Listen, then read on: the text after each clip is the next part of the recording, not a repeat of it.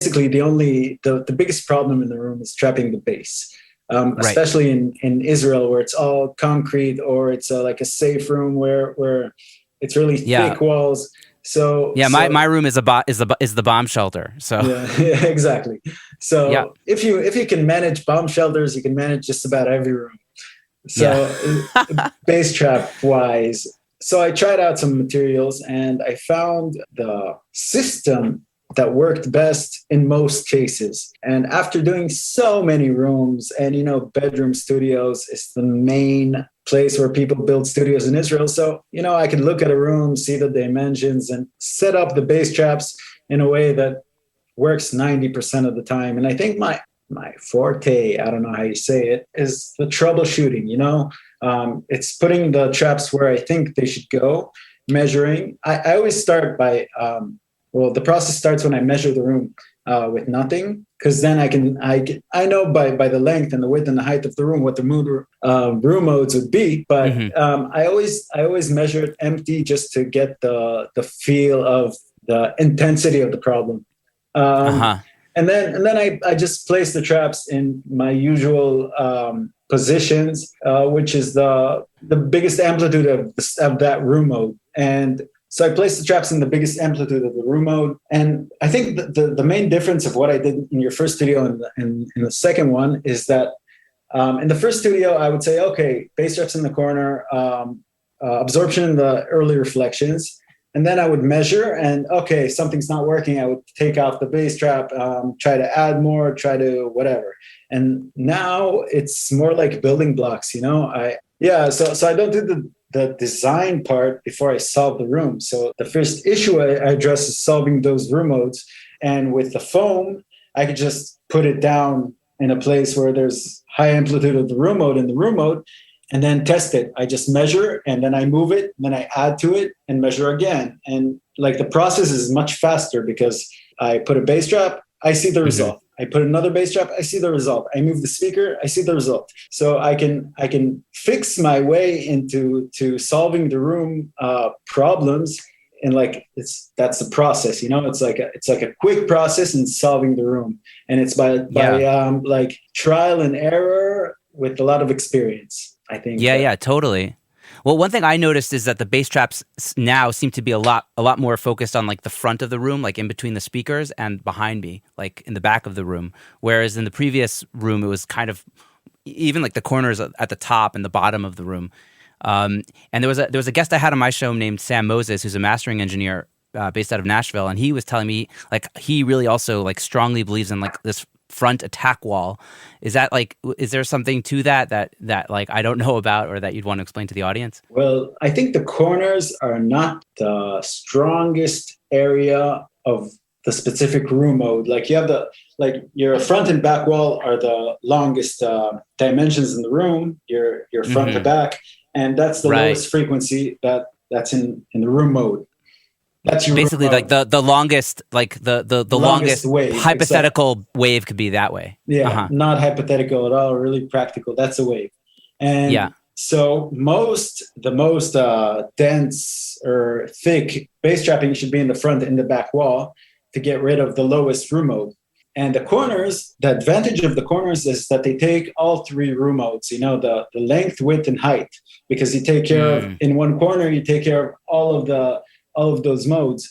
But it's not the biggest amplitude of that mode necessarily.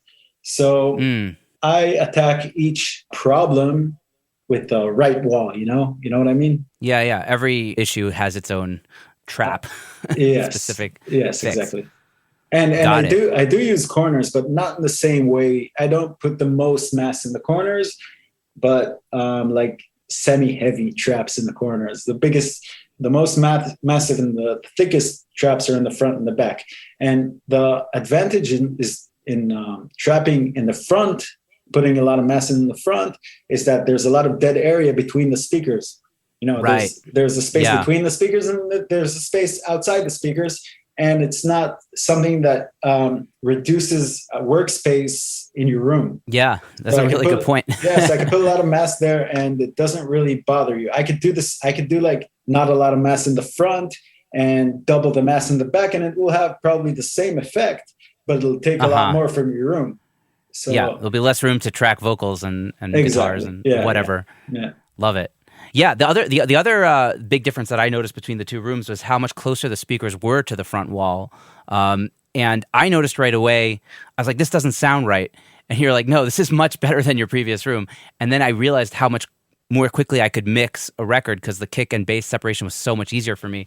Like the bass just got way, way flatter when you got those speakers closer to the wall. You want to talk about that?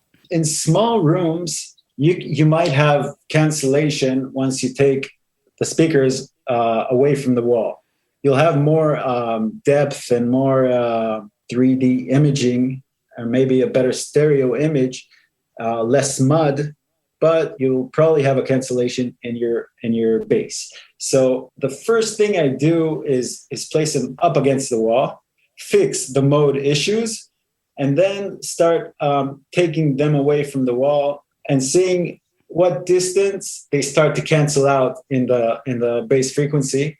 And I just place them as far away from the wall with no cancellation. And in certain rooms, like in a safe room, like in a bomb room, like your room, it's usually going to work better when it's right up against the wall. Wow. So interesting. So you get as close as you can get to the mix position, but there's a limit usually. Yeah, there's like if you had a subwoofer and it takes the lower frequencies, then you could put your speakers much closer to you, and then you'll have maybe better imaging. Oh, that's interesting. Yeah. I never thought about that. Yeah, super cool. The other thing that I guess would explain why your new system works better is because you're not screwing them into the walls like you used to, because that was like a whole process of like drilling, finding the spots, and now it's just these blocks of foam that you just assemble like Lego or something until it works. That's the real advantage of this system, that just the trial and error phase, because I could just try something, place it somewhere, measure. If it doesn't work good, okay, I move it, and I find it a new position or a different kind of bass trap. And with the previous installation, I would drill holes, install them, and then if I had to move them around, that would be really frustrating. Also for me, and also for the client, when you have holes in the walls and there's nothing, So yeah. That's how you convinced me not to move my studio. You're like, I don't want to take this down. Exactly. Totally. When people from like clients that move studios from maybe 5 or 6 years ago, when I used the acoustic treatment that I used in your first room, I would tell them, just sell it and I'll give you 50% off the new acoustics because I don't want to drill, and it's much less efficient. So it's faster, it's more efficient, and it's very easy to move to the next apartment. So I always prefer to use the new stuff. Yeah, and it sounds much better. This room sounds much better than my previous room. Yeah, no doubt. It translates so much better. So I wanted to ask you if there's something that you see a lot of people maybe talking about on the internet or in forums that you think is like a big no-no, that like people who think they know what they're talking about acoustic treatment, and you see this and you're like, no, this is all wrong. What would be like the number one thing, and what would you tell them to do instead? That's a good question. I haven't thought about it. There's a lot of, I don't know if misinformation, because there's lots of approaches to acoustics. There's a lot of things that won't work in the way that I do the recording studios, that I build the studios.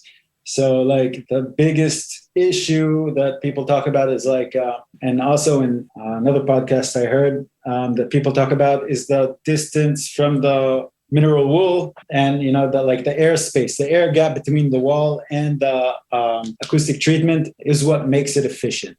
Or in order to absorb room mode or like a certain frequency with absorption and not with membrane traps, you need to absorb a quarter of the length of that frequency, which means like for 60 hertz or 50 hertz, you would need to absorb 1.5 meters of absorption, which is totally wrong. It's wrong. Yeah. And I think maybe for low, mid, and early reflection, taking the acoustic treatment back from the wall, or like leaving an air gap would be more efficient. But in the way my trial and error and the way I do it, I found that the most pressure is up against the wall for the bass frequencies. So this is where I place the bass traps. I don't leave an air gap. So basically air gaps, but it's not that it's wrong or I'm right. It's just different materials and different approaches. So yeah. Right. It might be it might be easy to do that if you have a lot of space to work with, or, like not people, maybe in America, people have more room to build usually than in Israel. So, and in America, most, like in LA, most houses are from drywall and wood studs, and that's a lot easier on the bass. So you can use half the density or half the width or the depth of the trap to absorb the same frequency. Like in Israel, I would need maybe 40 centimeters, where in the States for the same room, I would need 20, for the same frequency, That's crazy. Yeah, well, we work with, everything's concrete here. Yeah. I guess for good and bad, right? We get a little bit more isolation in our rooms, maybe. We get more isolation. And, when I was in LA, I moved, I was 2 weeks there, and I moved between studios, and it was really fun. I was just like, there was this guy that took me to many studios, and he introduced me to those studio owners, and he would just introduce me as, "Hi, this is Omer. He's like the Israeli magician or whatever, and if you want, he could do his magic." And I would just, okay, this trap isn't placed right. This is here, right? Whatever. I would measure, move stuff, and they were like, "Whoa, how'd you do that? That's amazing! Listen, my friend is building a studio. Come, are you staying in LA? Can you come back?" So it was really fun. I would just walk around studios and fix them, and that was great. Well, you just have a lot of experience. You've just worked on so many rooms that's just the learning curve. And it is the learning curve, and because, like I said at the beginning, there wasn't ever any budget in the Israeli music scene. I think Israel was one of the first countries to work in the majority at home studios, where in the States and in Europe, where there was more money involved, the studios were bigger and were more better treated, treated. Yeah. So from the get-go. Yeah. Yeah. And maybe when I was in the States in 2016, people were working then in home studios, and it wasn't like there was enough knowledge in how to fix simple home studios. There was just like, you buy a room kit from Acoustics or Orlex or Real Traps, and you just place them like they show you in the videos. Now there's much more knowledge of small room acoustics. But then it was just like, when I was doing it in 2010, it was like really something. It was, I had to learn everything by myself. There wasn't any knowledge on small room. You were at acoustics. the forefront of the of like the home studio like revolution, in Israel, where people are kind of, we're used to kind of just doing it the way we have to do it in the moment. I guess there's something we learned maybe from the army or something. Exactly. And when every time I learned something, I had this story on Facebook where I would figure out something and then just tell the story of how it happened, how I figured it out, and what's the solution. And I like to share my knowledge. So then I would see, like in forums and sound forums in Israel, like people ask questions, and then I see people answering, and they're answering my answer. So that's amazing. I love that, to see that's people so like saying my answer is a fact. Listen, you can't do this. This is this. Yeah. The gospel has spread. Yeah. Well, I wanted to ask you, I guess about SonarWorks, because people are now talking about this a lot on my podcast, like people who maybe don't have perfectly treated rooms in the States or wherever it is, and using that to kind of help them balance things out. What are your thoughts on it? What's good about it? What's maybe not good about it? I don't know. Whatever your thoughts are.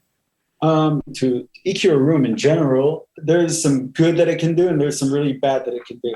If you just reduce bumps, like you have a bump at 130 hertz, and you reduce this specific note, that shouldn't be a problem. If you add, first of all, you can't EQ a cancellation, like a phase shift, a phase cancellation. And And if like in the bass frequencies, you're missing like 10 dB around 50 hertz or 50 to 80,